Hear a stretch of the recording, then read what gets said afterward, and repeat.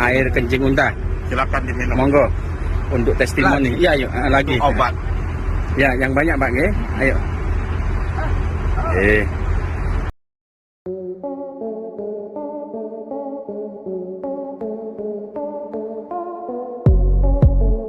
Kalian sadar gak sih Pak, kalau kalian mikir dengan akal sehat, di negeri yang religius ini, semakin kelihatan religius tapi malah semakin bodoh Pak.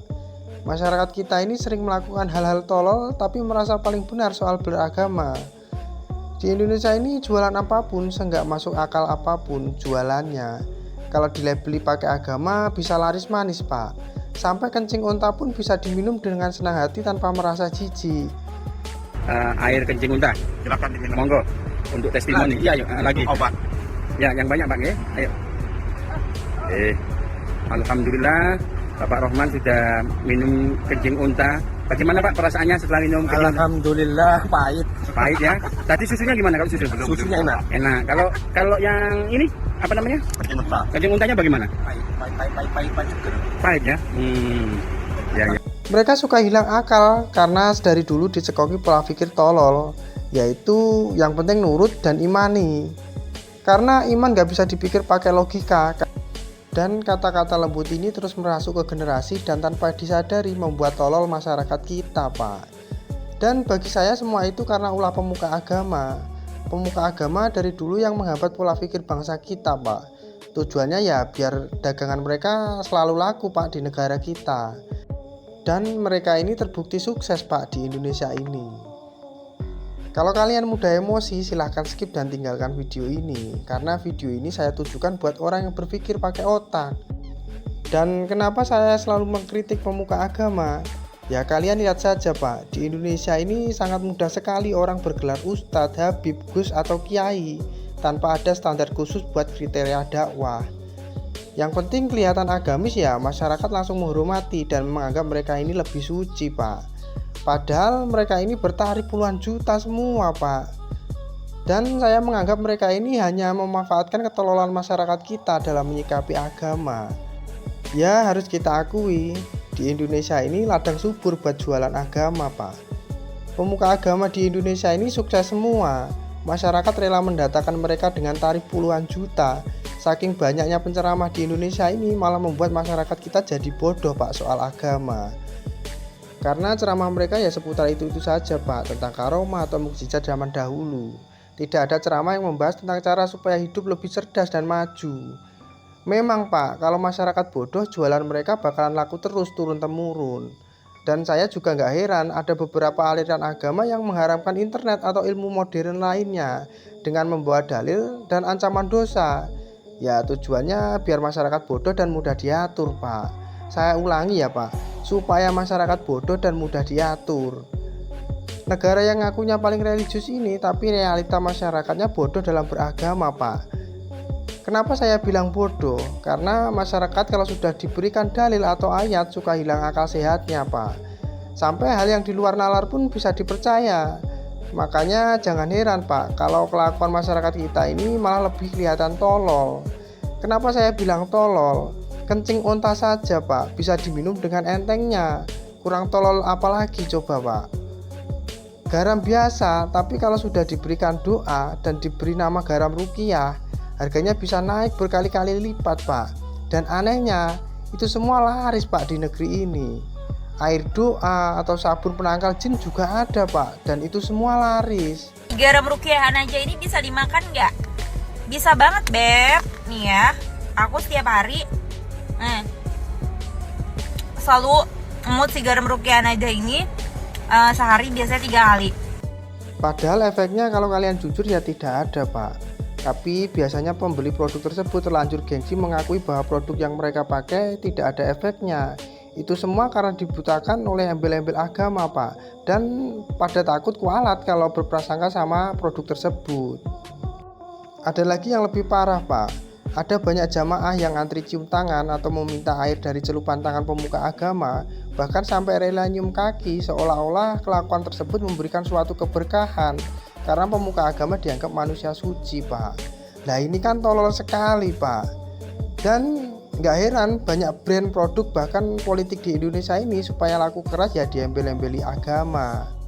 Sampai mereka rela membayar pemuka agama buat mengiklankan suatu produk dan hasilnya ya laku keras, Pak. Apalagi yang mengiklankan pemuka agama terkenal, dan di sini saya melihat bahwa agama ini nggak lebih dari bahan jualan saja, Pak. Karena pasarnya laku keras di Indonesia ini. Masyarakat kita ini terlalu bodoh dan mudah dibodohi menggunakan label agama. Ya ini efeknya, Pak, kalau dari kecil disuruh buat menghafal bukan buat berpikir. Otak kita gampang percaya dengan orang yang berpenampilan agamis. Kurang bodoh apa lagi coba, Pak? Masyarakat kita ini kalau ada bahasa Arab itu dikira doa atau sholawat, Pak, dan disambut dengan amin. Sesuatu yang dari Arab sudah pasti dianggap suci dan harus dihormati. Maka banyak sekali, Pak, pendatang yang mempunyai wajah ke Arab-Araban memanfaatkan kebodohan masyarakat kita buat hidup sukses di negara ini dengan membeli gelar Habib. Karena gelar tersebut sangat istimewa sekali di masyarakat. Dan cerita bualan tolol mereka sangat dipercaya masyarakat sampai masyarakat pun rela jadi jongosnya, Pak. Kata-kata kotor atau kelakuan menyimpang pemuka agama bisa dimaklumi bahkan dibela oleh masyarakat kita. Karena yang melakukan hal itu adalah manusia suci, Pak. Dan mereka sukses hidup di Indonesia, sangat dihormati sampai jigongnya aja jadi rebutan, Pak. Ya hidup mereka sukses, Pak, tanpa kerja keras. Kurang bodoh apa lagi coba, Pak? Kita ini, Pak, bisa merasa dapat pahala ketika kita berbuka puasa pakai kurma. Dan kita merasa biasa aja ketika berbuka puasa pakai buah-buahan lain. Coba dipikir pakai logika, Pak. Ini iman atau tolol, Pak? Saking tololnya, Pak. Ada orang yang baru pindah agama yang mereka sebut mu'alaf, langsung dapat panggung bahkan disuruh ceramah, Pak, seolah-olah baru keluar dari kesesatan.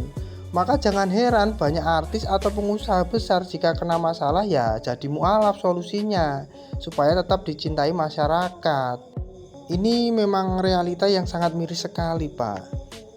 Di Indonesia ini banyak sekali, Pak, bermunculan para pemuka agama dengan berbagai gelar. Ada kiai, Gus, Ustadz, Habib. Karena itu satu-satunya jalan supaya bisa cepat sukses, dihormati tanpa kerja keras, Pak. Dan terbukti pemuka agama di Indonesia ini sukses semua, Pak. Dan mirisnya di tengah fenomena seperti ini, justru terlihat banyak figur pemuka agama yang hidup mewah, Pak. Mobil mewah, rumah megah, terlihat kontras sekali sama jamaahnya. Terus lucunya ada istilah yang mereka pakai buat tameng dari prasangka buruk masyarakat. Dan tamengnya biasanya seperti ini, ada kata-kata pemuka agama ini memuliakan ilmu Tuhan, maka tak heran kalau harta datang sendiri, dan selalu membawa dalil buat membenarkan semua itu. Dan masyarakat pun senang dengan hal itu, Pak, sampai rela hujan-hujanan dengan uang pas-pasan untuk menghadiri kajian pemuka agama. Mereka sudah sabar dan ikhlas menerima keadaan karena sudah dijanjikan keberkahan. Di Indonesia ini pemuka agama adalah profesi, Pak, bukan dakwah karena Tuhan. Kalau kita nggak melihat masalah ini atau pura-pura buta dengan masalah di negeri kita ini, berarti ada yang salah dengan cara berpikir kalian, Pak. Fenomena ini kalau kita pikir pakai akal sehat tak lebih dari manipulasi berselimut agama. Penjual agama ini manfaatin kepercayaan buta kita terhadap agama, Pak. Ini bisnis. Selama masyarakat masih gampang ditipu, ya bisnis ini nggak bakalan mati, Pak. Dan ironisnya, nipu di negara kita ini sangat susah, Pak. Tapi kalau nipunya pakai agama malah diterima bahkan dihormati. Dan ini semua dianggap wajar di negeri kita.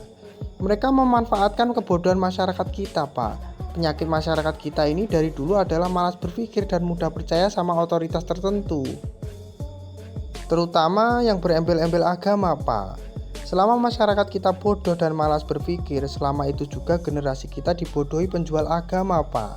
Bisnis ziarah makam, garam ruqyah, air doa, sampai cerita bualan tolol pemuka agama hanya sebagian kecil dari bisnis yang memanfaatkan kebodohan pola pikir masyarakat kita, Pak. Dan ini akan terus terjadi terus menerus kalau kita malas buat berpikir. Dan tulis pendapatmu di kolom komentar ya, Pak. Salam akal sehat.